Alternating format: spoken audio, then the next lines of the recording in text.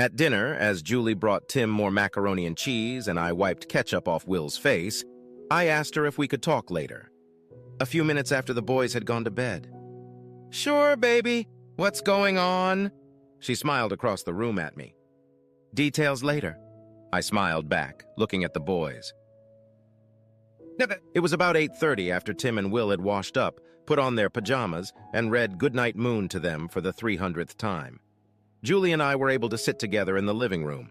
I brought out a couple glasses and poured us some wine. "You know how much I love you, don't you?" Julie smiled and squeezed my hand gently. "Of course, baby, and I love you. We're both very lucky." "Okay, so, listen.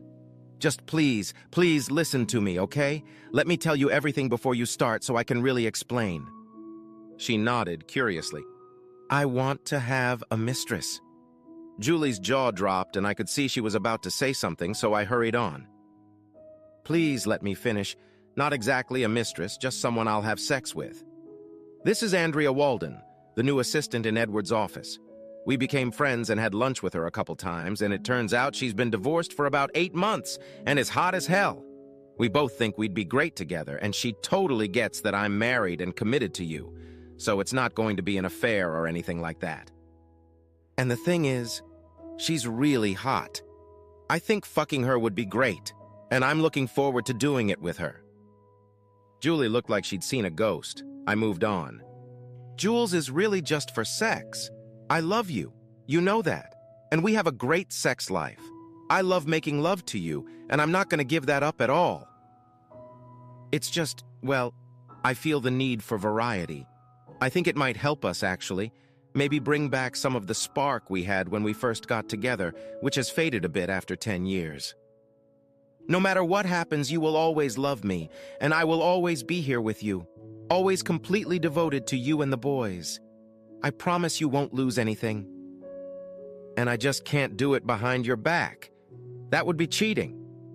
So I decided the right thing to do was to just come and talk to you about it. I was sure you'd see it my way." I sat down. "So, honey, what do you think?" I've never seen Julie more confused.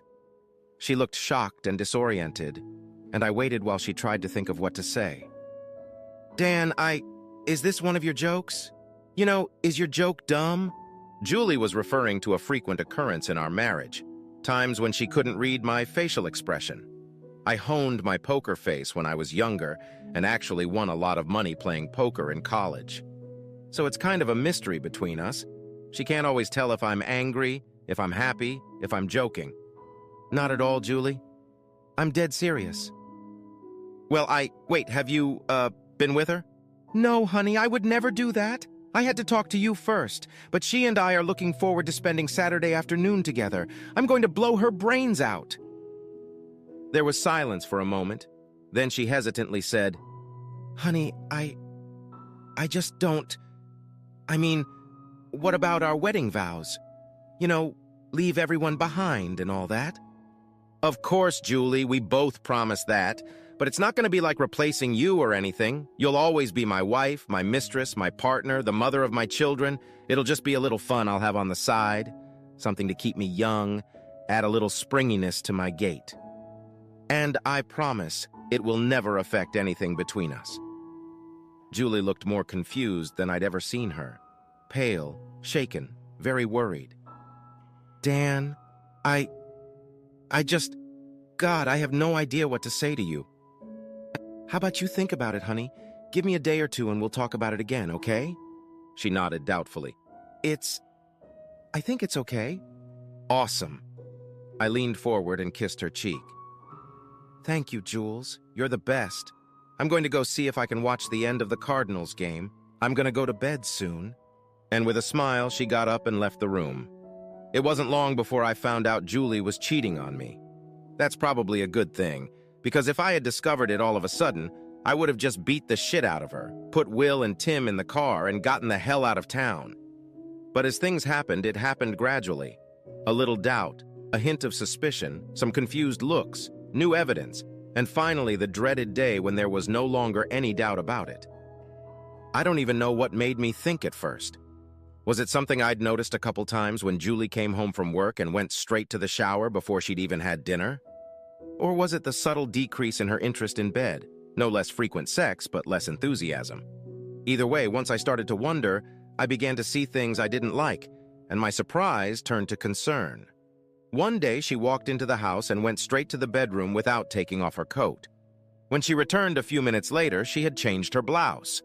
So I waited until she was busy cooking, then went and checked the laundry basket in our bedroom. She had hidden the blouse to the very bottom in the hamper, and I could see why. It had a few stains on the front. Even then, and I suppose I'm a cautious man, I didn't make a scene with her. Julie and I were happily married, a very happy 8 years. Our 2 boys were 5 and 3 years old, and we both adored them. Julie was a terrific loving mother, and I would say a terrific loving wife. So I didn't confront her at the time, but I did buy a small tape recorder for her car and a discreet recording device for our home phone. I didn't have to worry about Julie using her cell phone at home because we didn't have good reception at home. Within 2 days, my worst fears were confirmed, and after another week of listening, I pretty much had all the information. She had been sleeping with Thomas Atlee, one of the 4th grade teachers at her elementary school, for about 3 months. And she was telling her best friend, Ruth, everything. It was easy for her and Atlee to find time at the motel a couple times a week because school ended at 2:30 and she didn't have to pick up the boys from kindergarten until 5:00. Julie usually stayed after school to work in the classroom a couple days a week, so I had no reason to wonder where she was. And on those days when they were bouncing in bed, the other teachers just thought she had gone home a little early. From phone conversations between Ruth and Julie, it appeared that Atlee was stalking her, though she wasn't grooming him too hard. About 2 months after he started flirting with Julie, he got into her pants. They'd been having regular fun ever since, and there was no sign of it ending.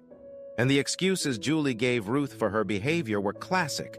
All the silly excuses I suppose cheaters have used since time immemorial. It's not about Dan, Ruth, you know that. I adore him, and we have a great sex life. It's just, I don't know, something I need. Just for me, like a secret hot fudge sundae. What I do will never hurt him. Dan knows how much I love him, and we make love now as much as we ever have. In fact, I'm sure of it. There's no way Dan can say I'm depriving him of anything. First of all, it's just sex with Thomas. It's hot, very hot. But it's just cool. There's no romance, no honey, let's run away together, she giggled. I just want him and he just wants me, she giggled again. Or sometimes my ass, and that's okay. So there are no threats between me and Dan. In a way, it's probably even good for us. Because being with Thomas is, exciting. It makes me feel young and sexy again, not a school teacher, housewife in her 30s. Dan gets a kick out of it. I won't even describe the pain I felt listening to all of this. She didn't say it all at once, but I recorded various conversations with Ruth. Apparently, she didn't talk to Atlee on the phone at all. They must have arranged brief meetings at school beforehand. The worst part was that she was happy. The laughter and pleasure, the fun she was having. I have a great marriage, a great husband, and having another guy's sex on the side makes it all that much better. I really wanted to kill her. I wanted to embarrass her at Thanksgiving in front of the whole family, or take pictures of her sleeping with Atlee and put on a slideshow for the Parent-Teacher Association. I wanted to go away with Tim and Will and leave her in an empty house, wondering if she'd ever see us again. I was having truly miserable days, and I couldn't completely hide my feelings. Even Julie noticed. She kept asking me why I was so depressed and trying to cheer me up. She made me peach cobbler, she got a babysitter and went to the movies with me. She even arranged for her mom to have the boys over for a sleepover Saturday night. She bought a sexy black nightie and a bottle of champagne and gave me a night of seduction and sex. My sick and angry heart didn't stop me from enjoying the 3 rounds of sex we had that night. I don't know what was in her head. Mine was, this is my slut of a wife, but she still seems to love me and want me to be happy, so I might as well enjoy what I get. But did it make me feel better about what was going on? About being a cuckold? Hell no. When I came in for breakfast the day after I told her about Andrea, Julie had changed.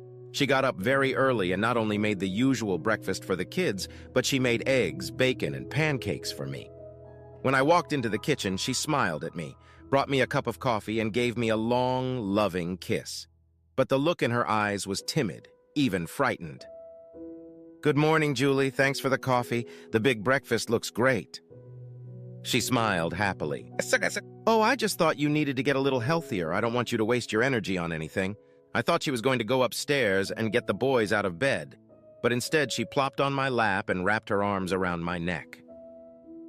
"Got some time? I think you might like what's under that shirt." I opened it and found her naked underneath. Without saying a word, I took her in my arms and made my way to the couch in the living room, where I laid her on her back and pulled down my pants. I figured this had to be the first weekday morning sex we'd had in years, probably since we'd had boys. It didn't last long, but I savored every moment of it. And the rest of the week was full of similar surprises. Julie was attentive and very gentle. She made sure we made love every night, although for me, torn between my love for her and my rage, it felt like a hookup. Outside the bedroom, she was no less committed. Dinners were delicious. She did more than her best to take care of Will and Tim, and in every way I was treated like a king. Obviously, she was scared to death. I didn't bring Andrea up again, expecting Julie to mention it, and if not, Saturday would bring it. When the weekend came, her plan quickly became clear. Julie let me sleep an extra hour, fighting off the boys when they wanted to come in and jump on our bed. By the time I went downstairs for coffee, Will and Tim were already with Arlene, their favorite babysitter.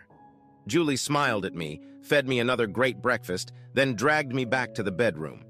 Apparently her intention was to fuck me half to death so I couldn't have sex with Andrea, and I let her do it.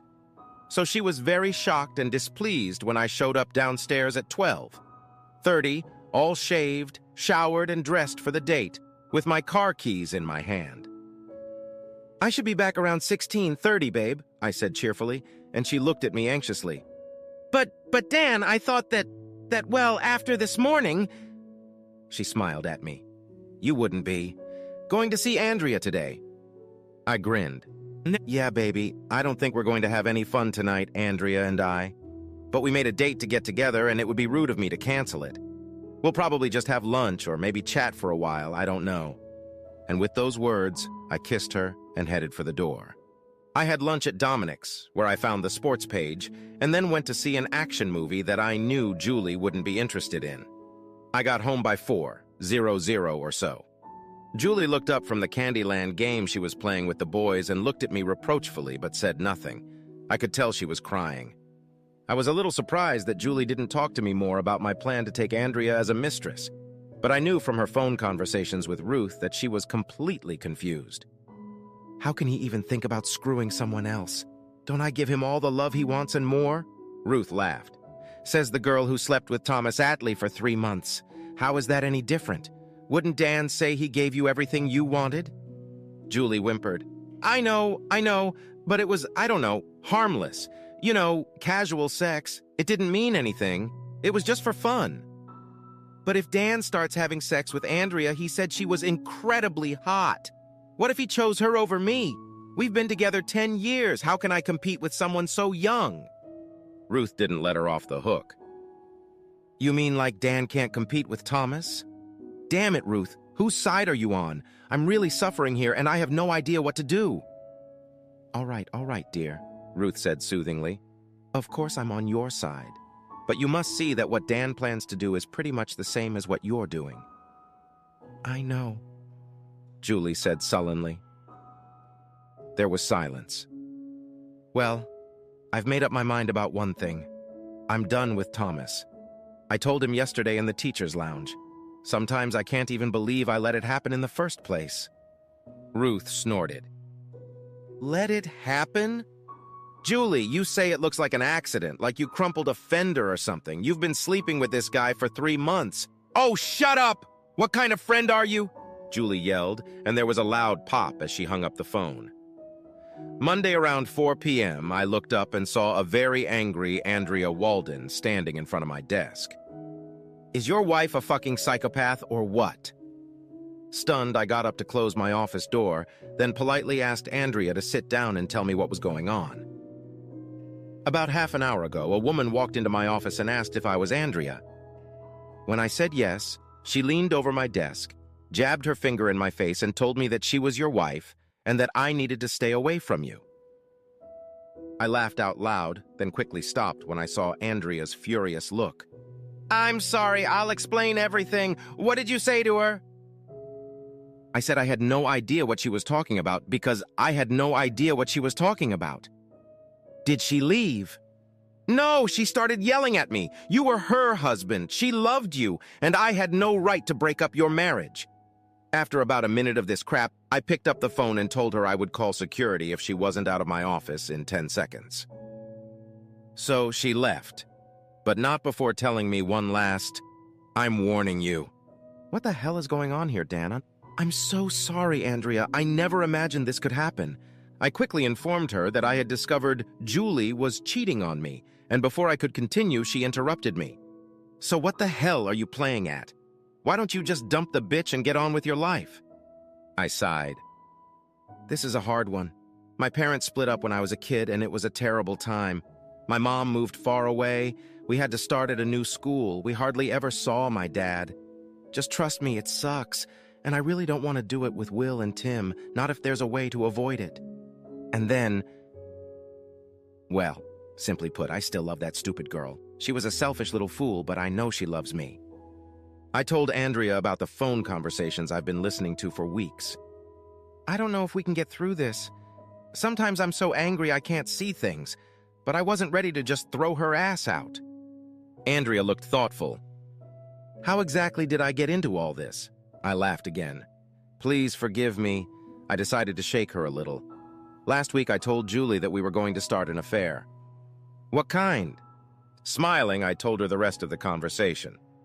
Okay, I guess, but why me? She smiled involuntarily. Okay, this question is a simple one. You are by far the most attractive woman in the building, Andrea. There isn't a real man here who wouldn't want to take you to bed. I've mentioned you a couple times to Julie before, and she had a good idea how hot you are. Andrea smiled and seemed to blush a little. What a lovely thing to say, Dan. I don't mind hearing it, though. So what are you going to do now? To tell you the truth, my plan hasn't fully matured yet. I never thought she'd come in here and get so hysterical with you. Obviously, the thought of me with someone else has really freaked her out.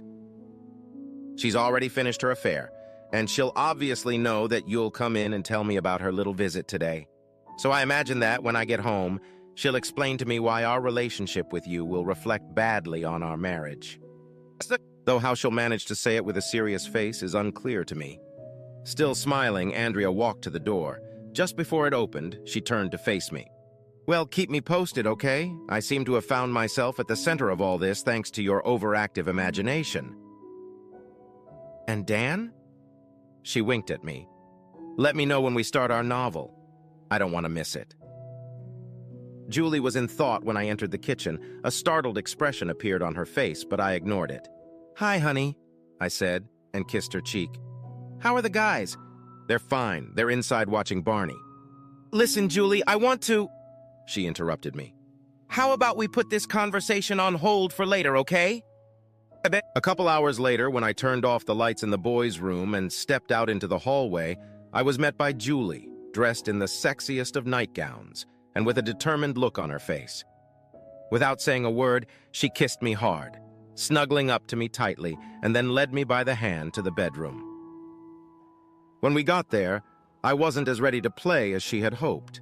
I kicked off my shoes, settled myself at the headboard of the bed, and said, Anything to say about today's little outing? Oh, Dan, could we talk about it later? She slid down beside me and started kissing my neck while she tried to get into my pants with one hand. No, I said. I think this is a good time to talk. I gently pulled her away from me. Okay, honey, she said, visibly displeased. I waited. I assume Andrea told you about my visit. Uh-huh. Another pause. Well, I've been thinking about it. About what you told me last week. And I finally decided that I just couldn't do it. I couldn't let you start sleeping with someone else. So I went in there to tell Andrea to leave my man alone. That was it. And she pretended like she didn't know what I was talking about, so I got pissed. Why can't I fuck Andrea?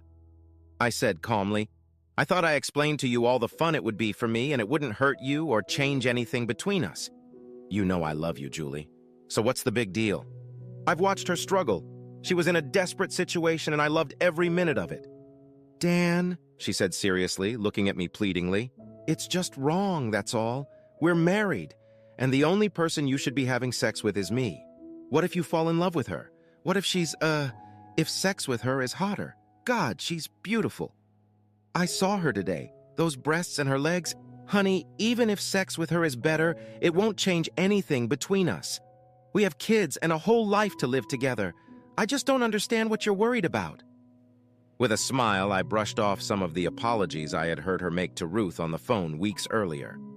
First of all, it's just sex. It's going to be hot, very hot, but it's just cool. No romance, no honey, let's run away together. I just want her, and she just wants me, so there's no threat between me and you. In a way, it's probably even good for us, because dating Andrea will be exciting. It'll make me feel young and sexy again, not like a father in his 30s, and you'll only benefit from it.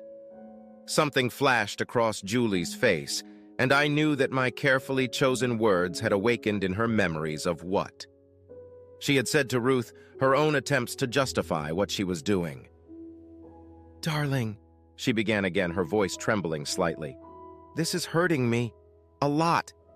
I need to know that your wonderful love is just for me, that I don't have to compete with another woman. It's the only way I can feel safe with you. We made a promise to each other the day we took our vows, a promise of fidelity, and I need you to keep that promise. I looked at her intently and she couldn't hold my eyes. You lying, hypocritical bitch. What if I go ahead? If I have an affair with Andrea? Are you going to divorce me? She started crying loudly. I don't know. But I can't believe you were so cruel to me. To risk breaking up our family over a new piece of ass. I waited a few minutes, watching until Julie calmed down. Then I said, Look, before I go on about Andrea, how about we consult an expert? I know a guy who knows all about adultery. What do you say we go to him and get his opinion? She nodded, looking a little less devastated. If you think it will help, Dan, I'm willing to talk to anyone who can help me convince you that this is a bad idea. What's his name? Thomas Atlee, I said, looking at her face. Her jaw dropped, and she went pale just looking at me. Without saying a word, I stood up and walked out of the bedroom. I slept surprisingly well in the guest room. The next morning, I was completely normal to Julie, completely calm and cheerful. She, on the other hand, was a wreck. She looked terrible, with deep circles under her eyes, and she paced around the kitchen like a ghost, unable to speak to me or even look me in the eye. And so it was that night at dinner. I didn't refer to Atlee or any of our previous conversations. I was polite and friendly with Julie, and my usual behavior with the boys. Julie spoke to me as little as possible in a muffled voice just above a whisper. She seemed completely terrified. Even Will was beginning to notice. He said, Mom, why are you talking so quietly? In an annoyed voice that startled her. After the boys went to bed, I relaxed and watched the ball game, noticing that Julie poked her head into the room to look at me, even though she thought I couldn't see her. But she didn't say a word. The next day at work, I returned from a noon meeting and found an envelope on my desk, written in the neat handwriting of Julie's fourth-grade teacher, addressed to, My dear husband, Dan. The letter was neatly written, too. Knowing my wife, she probably wrote several drafts before writing the final version. Dear Dan, I can't begin to tell you how ashamed I am of my selfish, thoughtless behavior. Your conversation with me about the affair with Andrea made me realize how painful it will be for me and how unforgivable my affair with Thomas was. You threw all my superficial reasoning in my face, and now I see how false and ridiculous it is. There is nothing that can justify me having sex with anyone but you and ever. How foolish and short-sighted I was to think otherwise. Now that it's too late to change it, I realize how much I must have hurt you. I know that saying how sorry I am is totally inadequate, but I am sorry. As sorry as I have ever been in my life. I pray that I have not irrevocably destroyed our marriage. that you can find a way to let me earn your forgiveness so that we can be a happy family again. I will do anything you ask of me, anything at all, to show you how much I adore you and how sorry I am for my pathetic behavior. I know you love boys with all your heart. Do you think there is any way to love me again? Your loving, silly wife, Julie? As I sat in my chair thinking about the letter, Andrea piled into my office and closed the door with a mysterious smile on her lips. Would you like an update? I set the letter aside. Sure. What's up? Sitting down, she said, "This afternoon, your wife came to see me for the second time. I might add that her behavior was very different from the first." Oh? Instead of anger and accusation, she was humble and pleading. The poor girl could hardly contain her sobs. "You'd better tell me the whole story, Andrea. There's not much to tell." She entered timidly and said, "May I speak to you for a minute? I came to apologize." I gestured for her to come in and sit down, and she said, "I'll only bother you for a moment, Miss Walden. I had no right to shout at you the other day. I have no excuse, and I hope you will accept my apology. Now I know what Dan knows about. He knows that I, had an affair myself. So I hardly have the right to preach to him about fidelity, or to order you to stay away from him." And then she looked at me pleadingly. She was really wringing her hands. And she said, "Please, Miss Walden, don't take him away from me. You're so much prettier than me, and I can't compete with you. Just please, just sleep with him and send him home to his family. I know that if you want to ruin our marriage, I can't stop you." By now she was crying, and I had to hand her tissues. "He must be so angry with me, and I can't blame him.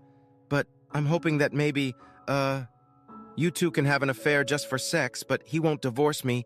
We need him so much. Not just me, but our boys, who are only 5 and 3. And then she sobbed so hard she couldn't say anything else. So I let her calm down, and before I could answer her, she tried to smile and said, "Thank you for your attention," and tiptoed out. I tried to visualize the scene. Julie must have been out of her mind to act so submissive to Andrea. I didn't know if it was guilt and shame, or just fear of losing me, or some combination, but she was clearly suffering. "Well, Andrea, you definitely had more in common with my family than you ever wanted to. I have to apologize again for dragging you into the middle of all this." She smiled and said, "This is actually starting to turn into a lot of fun, Dan. I can't wait to see what happens next. By the way, when do we start our novel?" Her look was bold, even defiant. "Oh, we started last Saturday, really, just to tickle our nerves a little.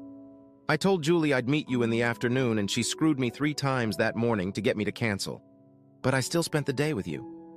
"What did we do, huh?" Her smile got wider. "Well, I'm sure I enjoyed the kissing. But when is the caressing going to start?" To my surprise, I saw that behind her teasing, she was completely serious. "I'm not sure yet," I said. "But trust me, you'll be the first to know." She walked over to the table, leaned over and kissed me, wrapping her arms around my neck. Then she stood up, saying, "Don't keep me waiting too long," and disappeared out the door.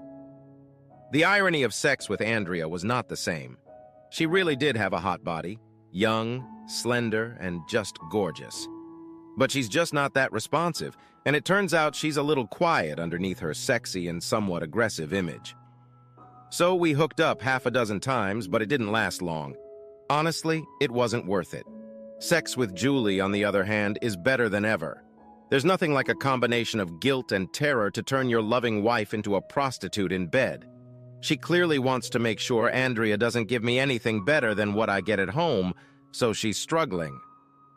The kids spend many nights and weekends with Julie's mom, and my ashes are taken out more often than ever, maybe 5 times a week. There are some special treats. Some new negligees that she looks fantastic in, a bubble bath, and a massage for one night. Julie doesn't know anything about what I did to Andrea. She's clearly too scared to ask. And I'm not going to tell her it's not that great. I'm just going to let her keep working to please me. I'm not too mad at her, but I have to tell you, there's nothing like seeing your wife just kill herself to keep you happy, in and out of bed. to make you feel like she's probably worth keeping. First of all, she knows she's still on probation, and I'm in no hurry to change that.